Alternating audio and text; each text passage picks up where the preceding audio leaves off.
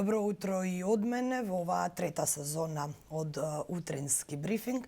Денеска беше бурен ден, бурна прва епизода со многу содржини. Практично покривме се она што ни се случува во државата, па и во регионот.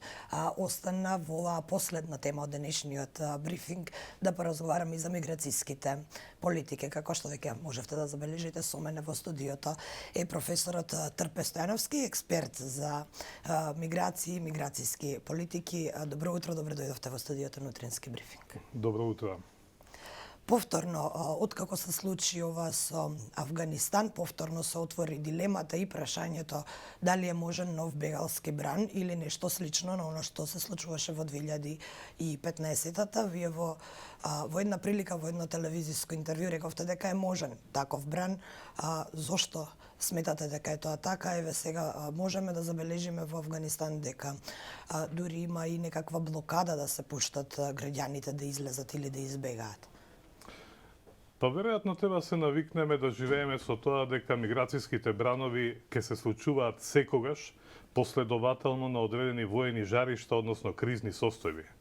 И еве, во последниве 2-3 децении доволно е да се потсетиме на она што се случуваше во Ирак, Сирија, Авганистан, Либија во еден дел.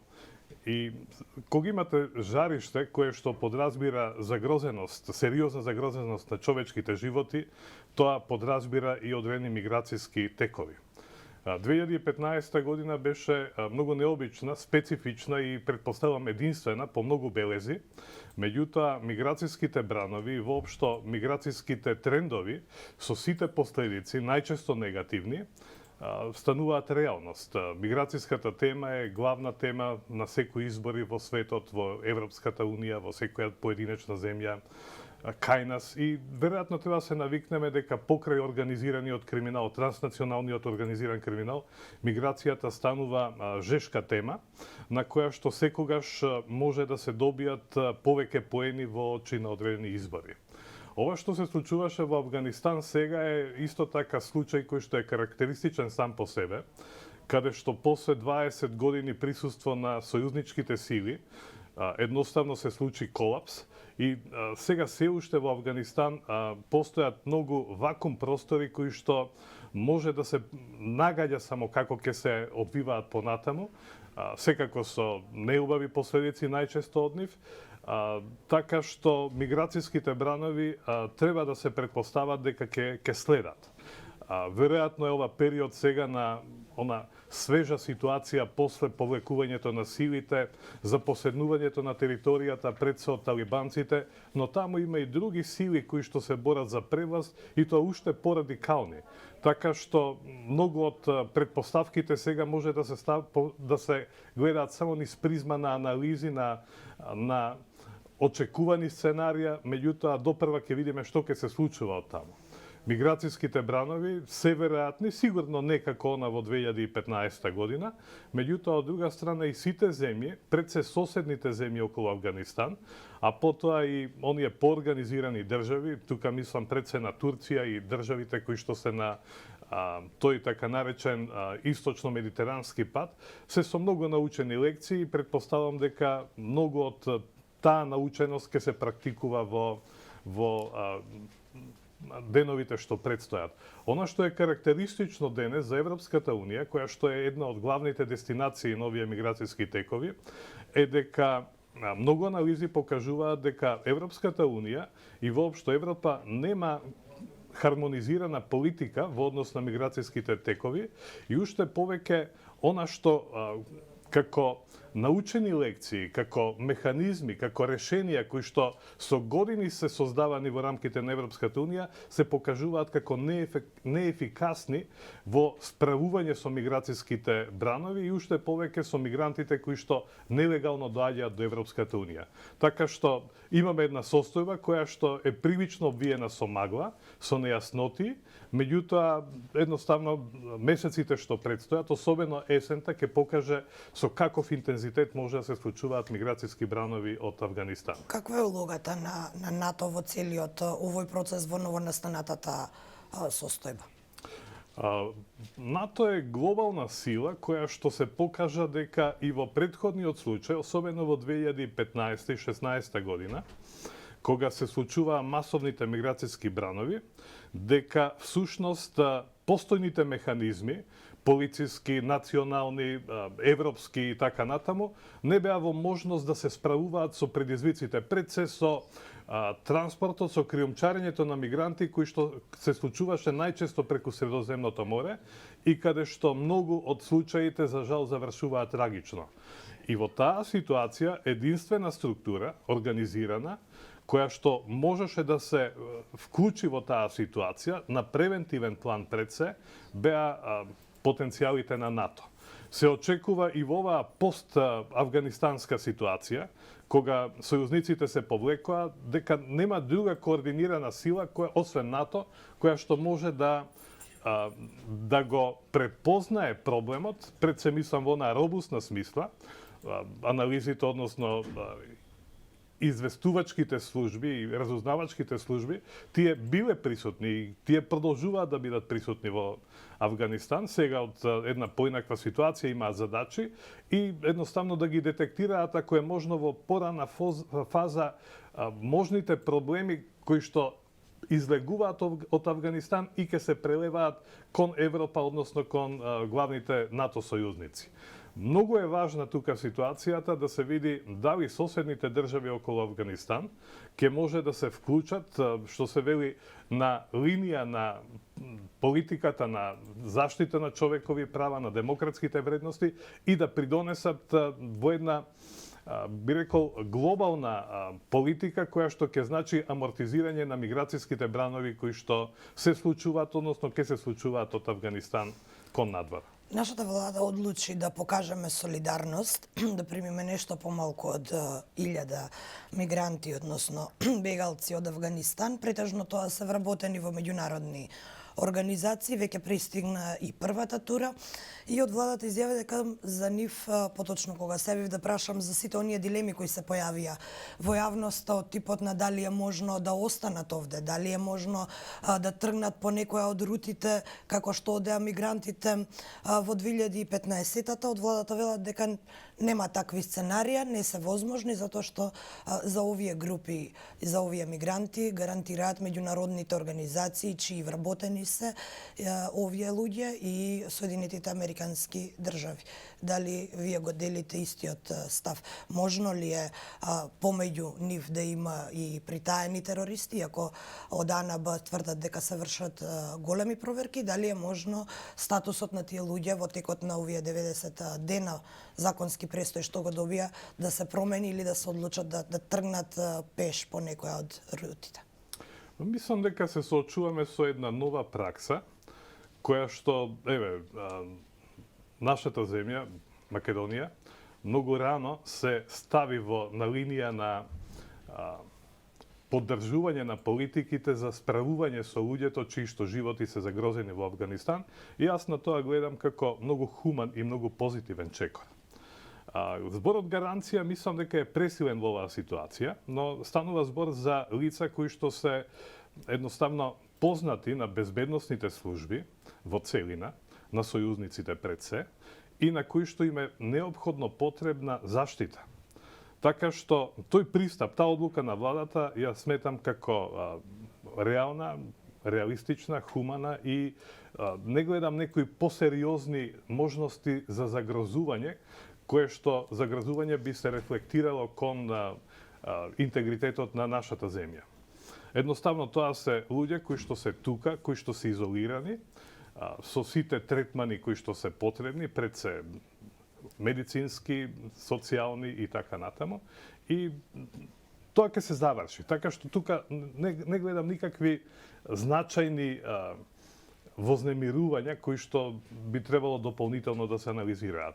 Службите се во текција, работат својата работа, разменуваат информации со сојузничките служби и во принцип тука се мали можностите за некаков ризик. Меѓутоа и тоа ќе се заврши. Тоа владата се одлучи за одредена бројка, таа е во некоја малата основа, 1/4 од она што владата искажа спремност да прими, до сега се стигнати. Прашање е дали и колку од нив ќе дојдат понатаму, меѓутоа колку и да се, и неколку илјади не се проблем кои што заслужуваат некои опсежни мерки. Секако, еве, на идење наваму се сретнав со еден од поранешните колеги кој што е ангажиран во тој дел и кој што, значи, полицијата е прилично присутна во обезбедување на тие групи согласно протоколите и сценаријата кои што ги имаат. И тоа е сосема во ред. Евентуална опасност би биле нерегуларните мигранти, кои што во бранови би се одлучиле, би тргнале, некои од нив сигурно ќе тргнат и некои од нив сигурно и ќе дојдат до границите и на нашата земја и на соседните земји. И тука е опасноста која што ја носи тој мигрантски живот, каде што мигрантите најчесто се соочуваат со бројни препреки, природни, меѓутоа и административни, и тоа ќе продолжи да биде така. И таа нивна ранливост, особено која станува збор и за жени, односно деца кои се дел од ранливите групи, тие најчесто и ќе страдаат и тие најчесто ќе бидат изложени на едноставно експлоатација од криминалните групи. И тоа се опасностите кои што реално стојат, останува да се види во кој обем тоа ќе се случува. Важно е дека сите земји со научените лекции се подготвуваат за такви сценарија и во смисла на создавање бариери, но и со вдомување, привремено вдомување на нерегуларни мигранти ако тие дојдат на територијата на земјите. Очекувате ли САД и меѓународните организации да ги преземат овие мигранти? Овие што се кај нас, па видете, нашата земја се покажува и земјите од регионот дека не се атрактивни. Тоа го покажа особено 2015 година, каде што минимален број... Свативме дека никој не сака да остане овде. Па, да, за жал. Еве, видете што се случува и со нашите државјани кои што масовно се иселуваат.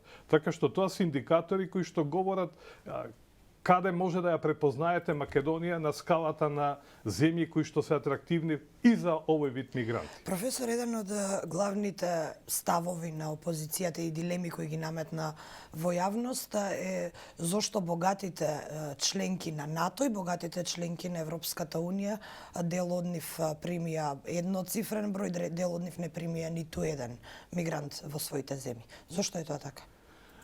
Па, видете се, тоа е прашање кое што заслужува поголема анализа. Богатите земји не би се сложил докрај со констатацијата што ја споделивте. Например, многу од земјите членки на Европската Унија имаат сериозни резерви во однос на мигрантите. И ако ја анализираме 2015 година, ќе видиме какво беше однесувањето на властите во Унгарија, па еви од Хрватска нагоре, ако земете ги анализирате, особено Вишеградската група. Додека мигрантската криза во 2015 година беше спасена или последиците од таа мигрантска криза ги спаси Германија, која што покажа отвореност. Таа е најбогата земја, најорганизирана земја, која што знаеше што значи тој миграцијски бран и благодарение на политиката, некои осудуваат внатре во Германија таа политика, меѓутоа тоа беше политиката која што ги амортизира проблемите на сите земји низ кои што минуваа мигрантите. Дел и од другите европски држави покажаа таква флексибилност, меѓутоа многу е важно кога станува збор за миграцијските бранови да имате проценка и да знаете што значат тие миграцијски бранови. Некои од државите и профитираат од мигрантите, меѓутоа сите останати ризици или трошоци кои што се создаваат, исто така треба правилно да се димензионираат. Богатите земји имаат многу по-продорна, подлабоко изанализирана миграцијска политика и ако ги земете скандинавските земји, например, тие со миграцијата, Швајцарија, исто така како позитивен пример, знаат многу квалитетно да управуваат со миграцијските текови. Во останатите земји, повеќе или помалку сме сведоци дека ова е едно од горечките прашања во дебатите, особено пред изборите. Останува тоа прашање да биде отворено, односно податливо за разговори, за добивање поени, односно за осудување на одредени поведенија на актуелните власти. Така што тоа е состојба која што ќе имаме и понатамо. Професоре, разговорот ќе го завршиме токму со темата која начнавте, тоа е Германија и германската политика за бегалците. Меркел е во заминување по 16 години власт и можеби таа е најзаслужна за отворената мигрантска политика на Германија. Исто и вие споменавте, таа беше наголемо критикувана не само од членките на Европската унија, туку и внатре во Германија. Што можеме да очекуваме по заминувањето на Меркел од функцијата? Што ќе промени тоа на европско тло во една безбедносна смисла, ако знаеме дека токму Меркел беше една од главните поборнички на отворени врати? Па, ова не се случува така често, кога еден политичар со сите комплименти, со етички вредности, со хоризонт кој што одеше над сите останати, можеше да ги предвидува опасностите и да постапува, односно да создава политики за неутрализирање на тие опасности во некоја рана фаза. Потоа канцеларката Меркел се покаже и како голем пријател на Западниот Балкан и сега со нејзиното заминување, кое што еве се случува многу брзо, еден од ризиците е дека ќе се создаде еден вител кога нејзиното заминување ќе треба да видиме како ќе се пополнува понатаму. Политиките кои што се случуваат во рамки на Европската унија покажуваат дека национализмот е присутен, дека тој тлее, постои и прашање е сега како Европа внатре во рамките на Европската унија ќе изнајде механизми за да го премости предстојното отсуство на канцеларката Меркел. Европа има потенцијали, меѓутоа авторитетот кој што е создаван со години и на кој што сите му се восхитувавме, тоа е како се однесуваше, како живееше, какви примери остави господјата Меркел, останува да видиме како тоа време и тоа место ќе се пополнува, секако дека во таа ситуација она што и останува на нашата влада, на нашата земја, е да покаже конструктивност, да покаже реалистичност и искрени промени во реформите за кои што се зборува, не секогаш покажуваат движење кон напред. Така што тоа се предизвици кои што постојат пред секое општество и тоа се алтернативите, да се продолжи да се работи на начин кој што ќе создава прогрес, кој што ќе создава одржливост и кој што нашиот систем, нашиот амбиент ќе го направи како попристојно место за живење, кај што ќе функционира правото, кај што ќе ќе имаме перспектива за нашите млади поколенија. Што доколку оние кои ја наследат ги затворат вратите и ја прекинат оваа отворена мигрантска политика со оглед на фактот дека такво расположение влада и во остатокот од Европа, од Унијата? Па, тоа не треба да се исклучи како опција, со тоа што треба да се има во предвид дека германската држава покажува конзистентност. Гледаме многу примери како, например, многу ефикасно работат и партиите од позиција и опозиција, сите во власт. Значи, постои еден друг менталитет и сигурно дека тие вредности не е можно преку ноќ да бидат нагризани, односно да исчезнат. Од таа причина предпоставките се дека Германија и понатаму ќе продолжи да биде главна или една од двете главни локомотиви во Европската унија е веројатност. Сигурно дека со новата администрација во Соединетите Американски држави постојат предпоставки за подобра комуникација, соработка и едноставно да се афирмираат демократските вредности. Целиот овој процес кој што ни се случува во светот говори дека имаме напредок, меѓутоа со развојот на технологијата растат и ризиците, така што едноставно треба да се подготвиме за такви нови времиња. Професор Трпестојановски, ви благодарам што бевте дел од денешниот утренски брифинг. Ми беше задоволство што во новото студио бев еден од првите гости.